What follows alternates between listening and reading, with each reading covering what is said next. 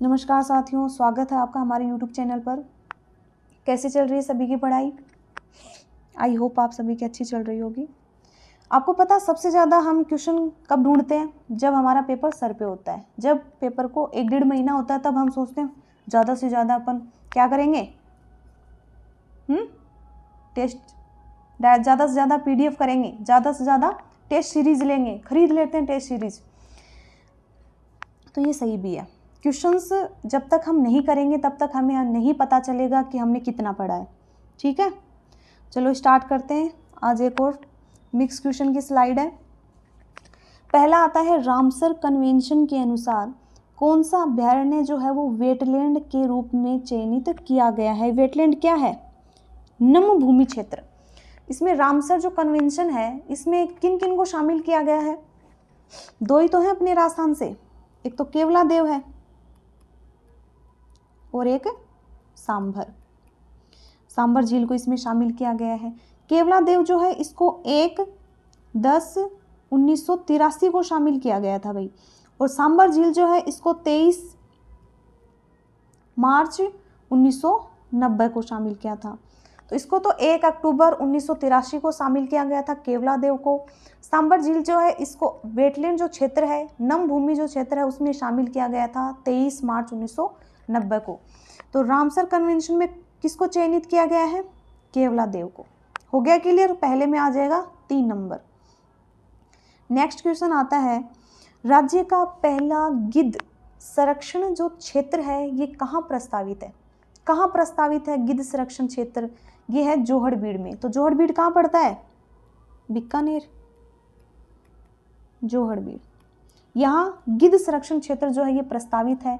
एक आता है, राज्य का पहला गंधर्व अभयारण्य जो है ये कहाँ है? गंधर्व अभयारण्य। तो गंधर्व अभयारण्य जो है ये स्थापित किया गया है डूंडलोद में। डूंडलोद में स्थापित किया गया है। डूंडलोद कहाँ पड़ता है? झुंझुनू में।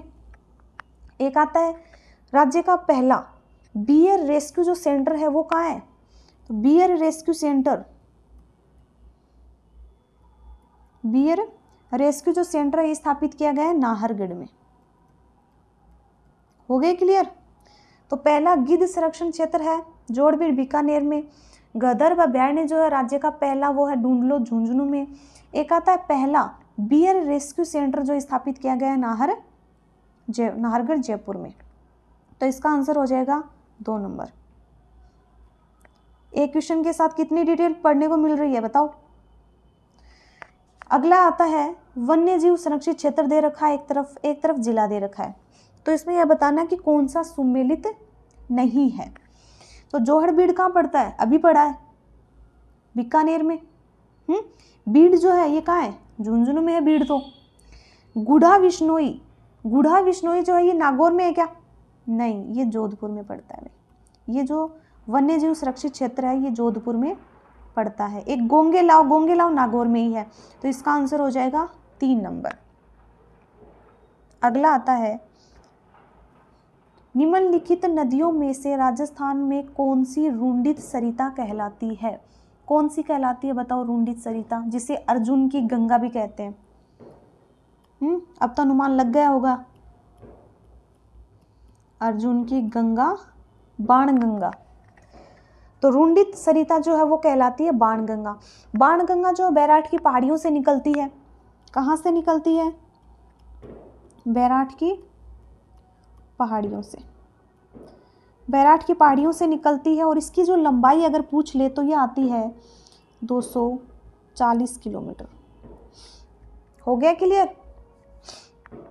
चलो नेक्स्ट है, राजस्थान में प्रथम ग्राम न्यायालय की स्थापना कहाँ हुई? कहाँ हुई राजस्थान में प्रथम ग्राम न्यायालय की स्थापना? ये होती है बस्सी जयपुर में। कब हुई थी प्रथम ग्राम न्यायालय की स्थापना? ये होती है 27 नवंबर 2010 को। तो 27 नवंबर 2010 को इसकी स्थापना होती है। एक आता है, ग्राम न्यायालय का जो न्यायाधीश है वो क्या कहलाता है? तो उसे बोलते हैं प्रथम श्रेणी मजिस्ट्रेट। प्रथम श्रेणी मजिस्ट्रेट।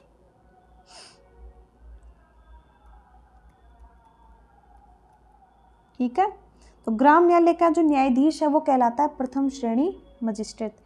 एक आता है ग्राम न्यायालय जो है ये क्या करता है, एक तो आते हैं दीवानी मामले, एक होते हैं फौजदारी मामले। दोनों प्रकार के जो मामले होते हैं इनकी सुनवाई करता है ग्राम न्यायालय। दीवानी जो मामले आते हैं ये तो सिविल होते हैं, और फौजदारी आपराधिक प्रवृत्ति वाले, तो इन दोनों की सुनवाई करता है। एक आता है कि देश का प्रथम ग्राम न्यायालय जो है वो कहाँ बना। अगर देश का प्रथम ग्राम न्यायालय पूछ लें, प्रथम ग्राम न्यायालय कहाँ बना, कौन सा राज्य है जिसमें प्रथम ग्राम न्यायालय बना था, वो आता है एमपी। कब बना, 2 अक्टूबर 2009 को।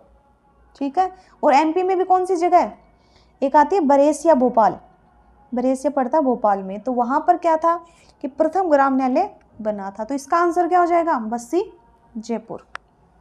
हो गया क्लियर। नेक्स्ट आता है जनहित याचिका, बहुत इंपॉर्टेंट क्वेश्चन है भैया, समझ लेना। जनहित याचिका जो है जिसे बोलते हैं PIL, PIL जो है ये कहाँ प्रस्तुत की जाती है, बताइए कहाँ प्रस्तुत की जाती है PIL। PIL को क्या बोलते हैं, public interest litigation, public interest litigation. अब PIL आ गया है, जनहित याचिका आ गई है, तो इसके बारे में सारी जानकारी देखेंगे हम। तो कहाँ प्रस्तुत की जाती है, केवल राज्यों के उच्च न्यायालयों में। अगला ऑप्शन देख लो, केंद्रीय प्रशासनिक न्यायाधिकरणों में, केवल भारत के सर्वोच्च न्यायालय में, उच्च न्यायालय व सर्वोच्च न्यायालय दोनों में। तो PIL जो होती है, जनहित याचिका जो होती है, ये उच्च न्यायालय व सर्वोच्च न्यायालय दोनों में ही दोनों में प्रस्तुत की जाती है। एक आता भारत में जो PIL है, जनहित याचिका है, इसकी शुरुआत कब हुई थी भाई, तो इसकी जो शुरुआत होती है वो 1980, शुरुआत 1980 में होती है। इसका जो प्रावधान है वो कहाँ से लिया गया है, तो जनहित याचिका का जो प्रावधान आता है ये लिया गया है अमेरिका से, अमेरिका से इसका प्रावधान लिया गया है। इसकी जो शुरुआत है वो किसने की थी, शुरुआत की गई थी PN भगवती के द्वारा। और PN भगवती जो हैं इनके सहयोगी थे, एक क्या नाम था उनका, VS कृष्ण अय्यर। इनके एक सहयोगी आते हैं VS कृष्ण अय्यर, ये इनके सहयोगी थे। एक आता है कि प्रथम PIL जो है वो कौन सा केस था जिसमें दायर की गई थी, तो वो केस आता है एक हुसैन आरा। हुसैन आरा जो केस था उसमें PIL दर्ज की गई थी सबसे पहले, हुसैन आरा खार्तून। ठीक है, और इसकी जो सुनवाई है, इस केस की सुनवाई किसने की थी, जिन्हें जनहित याचिका की माता कहते हैं, कौन है, पुष्पा कपिला हिंगो रानी। तो पुष्पा कपिला हिंगो रानी जो है, इन्हें जनहित याचिका की माता भी कहते हैं। इन्होंने क्या किया था, जो पहला जनहित याचिका जो केस दर्ज हुआ था हुसैन आरा खार्तून, इसकी सुनवाई भी की थी। एक आता है, अगर आपसे कोई पूछ ले कि जनहित याचिका जो है इसकी शुरुआत किसके द्वारा की गई है, तो किसके द्वारा की गई है, जनहित याचिका जो है ना ये न्यायिक पहल के द्वारा शुरू होती है भाई, न्यायिक पहल होती है एक। तो हो गया क्लियर। तो इसका आंसर क्या हो जाएगा, उच्च न्यायालय और सर्वोच्च न्यायालय दोनों में ये प्रस्तुत की जाती है। तो हो गया क्लियर। नेक्स्ट आता है ई सचिवालय। ई सचिवालय जो है ये क्या है, ये एक राज्य सरकार की परियोजना है। इसमें क्या किया गया है कि ई सचिवालय एक पोर्टल है जिसमें सूचना प्रौद्योगिकी जो है इसका अधिकतम उपयोग करो, और अधिकतम उपयोग करके पारदर्शी और सहज तरीके से क्या है कि लोगों को नागरिक केंद्रित सेवाएं प्रदान करो, उनकी शिकायतों का निवारण करो। इसीलिए क्या किया गया है, ई सचिवालय पोर्टल की शुरुआत की गई है कि लोगों को सेवाएं प्रदान करो, उनकी शिकायतों का निवारण करो। तो इसका आंसर हो जाएगा राज्य सरकार की एक परियोजना। अगला आता है कि राजस्थान के किस अभयारण्य में मयूरों का जो घनत्व है वो सबसे अधिक पाया जाता है। तो कौन सा अभयारण्य ऐसा है जहाँ सबसे ज़्यादा मोर पाए जाते हैं? तो कहाँ पाए जाते हैं सबसे ज़्यादा मोर? मोर पाए जाते हैं सरिस्का में। सरिस्का जो है इसे हरे कबूतरों के लिए भी जाना जाता है भाई, हरे कबूतरों के लिए प्रसिद्ध है। तो मोरों के लिए भी यही प्रसिद्ध है और हरे कबूतरों के लिए भी यही प्रसिद्ध है। और मयूर जो है वो सरिस्का अलवर में एक क्षेत्र पाया जाता है, काली घाटी क्षेत्र। कौन सा क्षेत्र आता है? काली घाटी क्षेत्र। सरिस्का जो अभयारण्य है इसकी स्थापना कब हुई थी? तो इसकी स्थापना जो 1 नवंबर 1955 को होती है। 1 नवंबर 1955 को इसकी स्थापना होती है। और राजस्थान का दूसरा टाइगर प्रोजेक्ट कौन सा है? सरिस्का। विस्तार अगर पूछे आपको, सरिस्का जो टाइगर रिजर्व है दूसरा, राजस्थान का दूसरा है ये। और अगर इसका विस्तार पूछे तो 1213 वर्ग किलोमीटर में इसका विस्तार पाया जाता है। तो हो गया क्लियर सारा कि मयूर कहाँ पाए जाते हैं, हरे कबूतरों के लिए कौन प्रसिद्ध है, राजस्थान का दूसरा टाइगर रिजर्व। यानी कि एक क्वेश्चन के अंदर आपके 10 क्वेश्चन रिपीट हो रहे हैं, 10 क्वेश्चनों की जानकारी मिल रही है ना आपको, और क्या चाहिए। तो इसमें क्या हो गया, दूसरा टाइगर प्रोजेक्ट भी हो गया, सरिस्का विस्तार भी हो गया, हरे कबूतरों के लिए प्रसिद्ध है, स्थापना कब हुई, मयूर जो है वो कौन से क्षेत्र में पाए जाते हैं, काली घाटी क्षेत्र में। इसका आंसर क्या हो जाएगा? सरिस्का।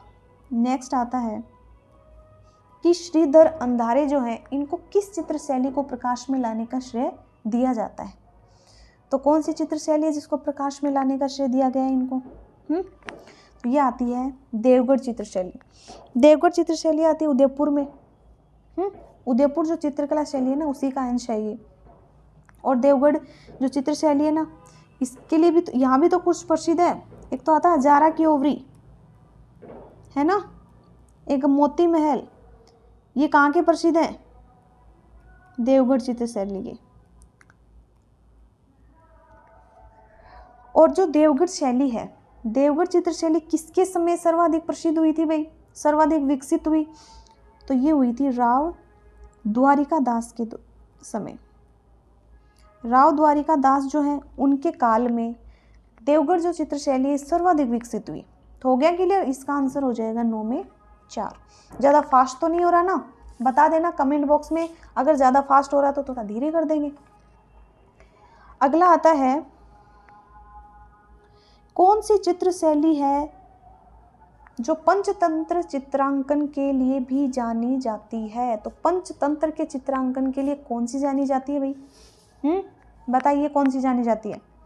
ये जानी जाती है मारवाड़ चित्र शैली। ठीक है। अगला आता है हिफर परियोजना। हिफर परियोजना शुरू हुई थी, कहाँ से शुरू हुई थी हिफर परियोजना? तो ये शुरू होती है डूंगरपुर से। कब हुई? 1996 में। तो हिफर परियोजना जो है ये 1996 में स्टार्ट होती है और डूंगरपुर से होती है। और डूंगरपुर जिले के भी बिछीवाड़ा से स्टार्ट होती है भैया, बिछीवाड़ा से। हो गया क्लियर? तो इसका आंसर हो जाएगा 11 में 3। नेक्स्ट आता है राजस्थान की पहली पशुधन विकास नीति लागू हुई। तो राजस्थान की पहली जो पशुधन विकास नीति है ये कब लागू होती है? तो ऑप्शन आते हैं 2007, 8, 8, 9, 9, 10 या 10, 11। तो कब लागू होती है पहली पशुधन विकास नीति? तो ये होती है 2009 और 10 में होती है। एक आता है राजस्थान पशुधन विकास बोर्ड कहाँ है भाई? राजस्थान का पशुधन विकास बोर्ड कहाँ है? ये आता है जामडोली, जयपुर। तो राजस्थान पशुधन विकास बोर्ड जो ये आता है जामडोली, जयपुर। और इसकी स्थापना कब हुई थी? इसकी जो स्थापना होती है ये 25 मार्च 1998 को होती है। ठीक है, हो गया क्लियर? चलो नेक्स्ट है देश की पहली कामधेनु शोध जो पीठ है ये कहाँ स्थित है? कहाँ है बताओ? देश की पहली कामधेनु शोध पीठ ये आती है राजूवास में। अब बताओ राजूवास कहाँ है? राजूवास पड़ता है बीकानेर में। तो देश की पहली जो कामधेनु शोधपीठ है राजूवास बीकानेर में आती है। और क्या है कि राज्य स्तरीय जो पशु आहार जांच प्रयोगशाला है वो भी राजूवास में ही है। राजूवास में क्या है? और राज्य स्तरीय पशु आहार जांच प्रयोगशाला। और राजूवास जो है इसके तहत 3 संगठक कॉलेज है भाई। इसके तहत एक तो आता है पशु विज्ञान व चिकित्सा महाविद्यालय बीकानेर में आता है, एक राजकीय वेटरनरी जो कॉलेज है वो नवानिया उदयपुर में, और एक आता है जयपुर में। तो इसका आंसर हो जाएगा 13 में 2 हो गया। नेक्स्ट आता है होप सर्कस, होप आशा। तो होप सर्कस स्थित है, कहाँ स्थित है होप सर्कस? चलो बताओ। होप सर्कस जो आता है ये अलवर में स्थित है। निर्माण किसने करवाया होप सर्कस का? इसका निर्माण जो है वो करवाया था तेज सिंह के द्वारा। कब करवाया?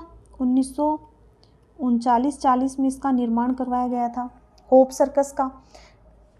और अभी इसका नाम बदलकर क्या कर दिया भाई होप सर्कस का? अभी इसे होप सर्कस के नाम से नहीं जानते, इसका नाम हो गया है कैलाश बुर्ज। कैलाश बुर्ज के नाम से जानते हैं इसको। और होप सर्कस का निर्माण किया क्यों गया था?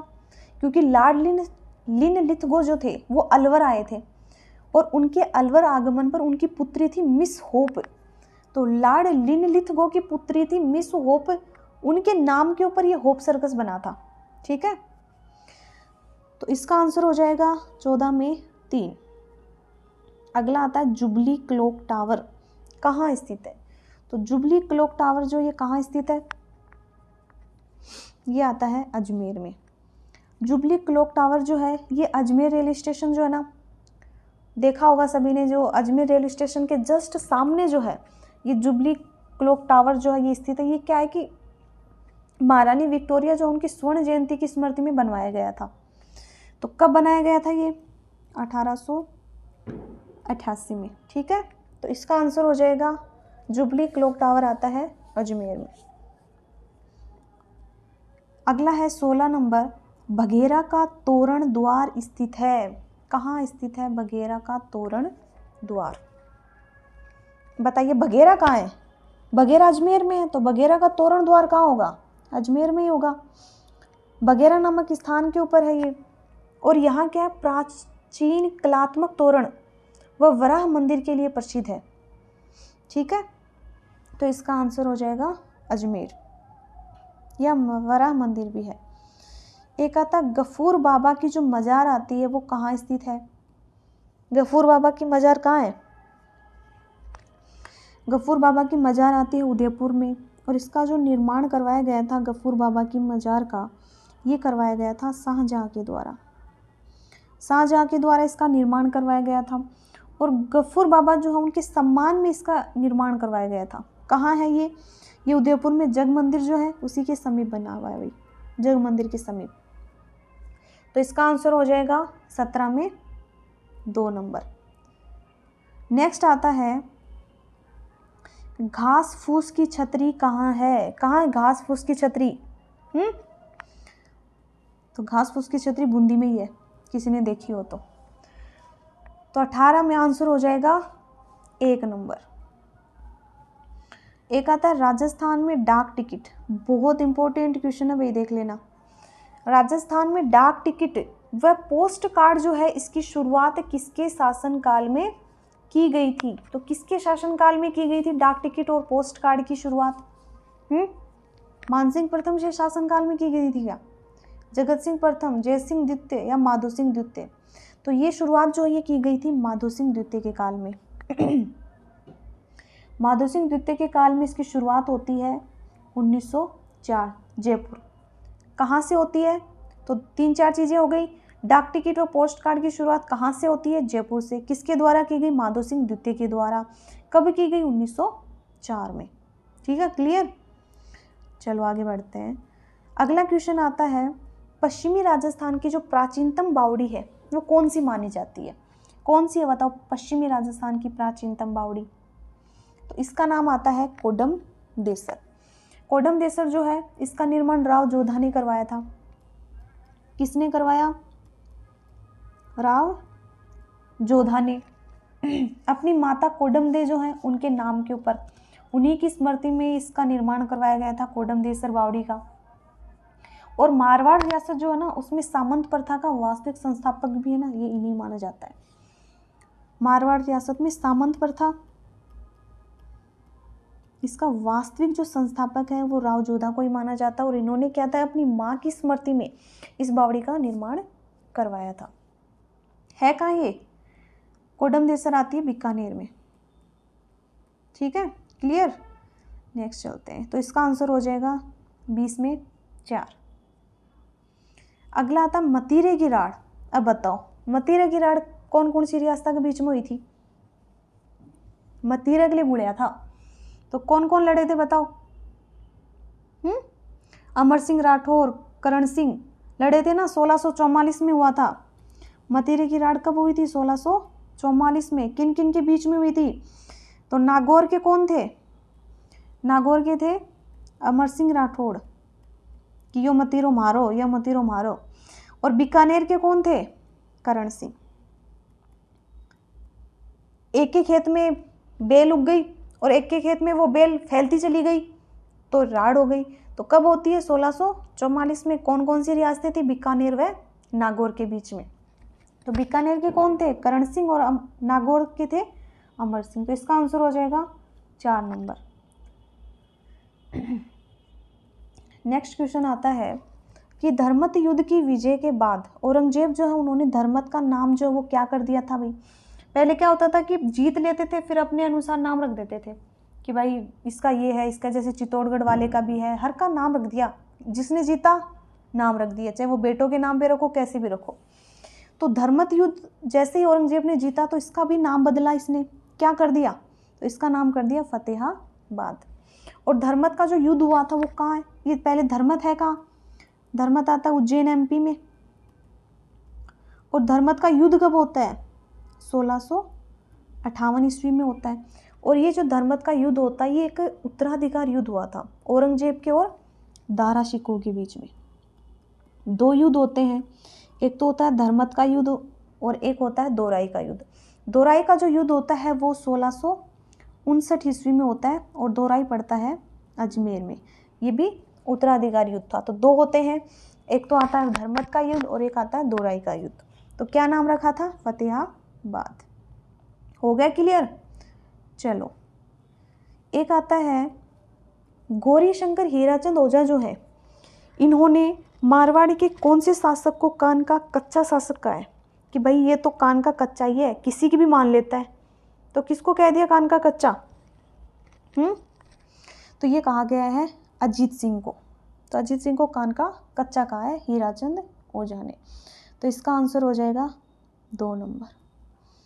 नेक्स्ट क्वेश्चन आता है मुगलों व राजपूतों के मध्य अंतिम जो वैवाहिक संबंध है वो किसने स्थापित किए? कौन सा शासक था जिसके काल में मुगलों व राजपूतों के मध्य अंतिम जो वैवाहिक संबंध, यानी कि ये लास्ट था, इसके बाद में मुगल और राजपूत संबंध नहीं हुए। तो ये महान काम भी किसने किया था? कान के कच्चे शासक ने किया था भाई, अजीत सिंह ने। अजीत सिंह की बेटी थी, क्या नाम था? इंद्र कुंवरी। इंद्र कुंवरी जो है इसका विवाह इन्होंने किया था मुगल शासक था फर्रुखशियर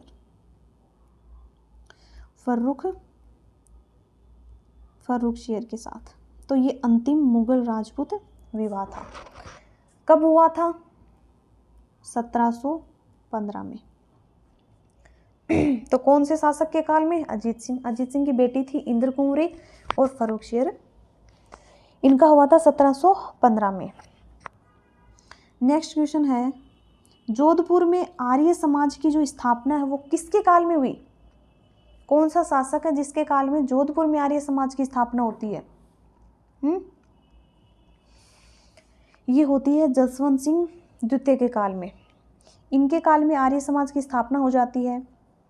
और एक जोधपुर में नगर पालिका की भी स्थापना हुई थी भाई, इन्हीं के काल में नगर पालिका की स्थापना। नगर पालिका की जो स्थापना होती है वो 1844 में होती है, जसवंत सिंह द्वितीय के काल में। तो आर्य समाज की स्थापना भी होती है और जोधपुर में नगर पालिका की स्थापना भी होती है इनके काल में। नेक्स्ट क्वेश्चन है, मुगल बादशाह अपनी विजयों में से, ये कथन है भाई कि ये किसने कहा कि भाई मुगल बादशाह जो है वो अपनी विजय, जो इनकी जितनी भी विजय हुई है उनमें आधी जो है इनके लिए तो राठौड़ों की 1,00,000 तलवारों की एहसानमंद, कि आधी जो लड़ाई है ना वो तो राठौड़ों ने जिता दी इनको। तो ये कथन जो है ये किसका कहा गया है? ये कथन टोड के द्वारा कहा गया था। ठीक है, कि मुगलों की जो भी विजय है ना ये राठौड़ों की 1,00,000 तलवारों की एहसानमंद है।